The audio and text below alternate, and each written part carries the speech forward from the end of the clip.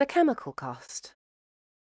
Aside from the power and water cost, AI data centers also have a chemical cost, from cradle to grave. During the production of hardware, they require rare earth elements and metals, which are frequently mined in heavily unsustainable ways. And when they reach the end of their life, the hardware becomes hazardous e-waste, which can release toxic substances such as mercury and lead into soils and water, if not safely and appropriately disposed of. Due to the rapid speed of technological innovation, existing hardware will become obsolete long before its useful lifespan ends. A single data center could generate thousands of tons of obsolete servers every few years. Aside from taking up vast quantities of water, data centers seem to be disrupting groundwater and local waterways, meaning those reliant on well water may no longer have safe drinking water. There are also growing concerns that the water discharge from data centers has not been properly processed and decontaminated, leading to pollution of local waterways and soils. As with so many other concerns I talk about in this video, very little research has been completed on this topic, and it seems that current environmental regulations are utterly insufficient to tackle the problem. Air pollution is also a major concern. While data centers are of course not unique in this problem, as their numbers increase, so will their impact.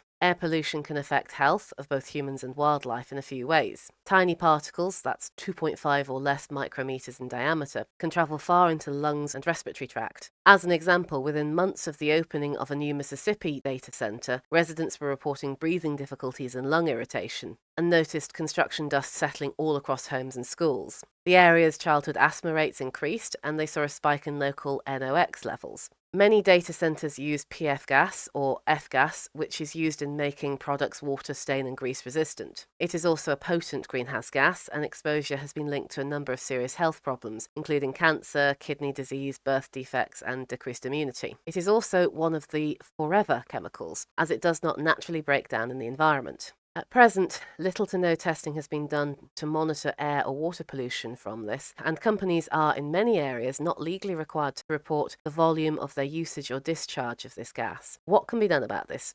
Much stronger monitoring and legislation is needed to protect the environment from the chemical costs of AI data centers. Stricter regulations and monitoring is essential. It is not impossible to properly recycle hardware and decontaminate wastewater. It's just that right now there are few legal or financial incentives for companies to do so.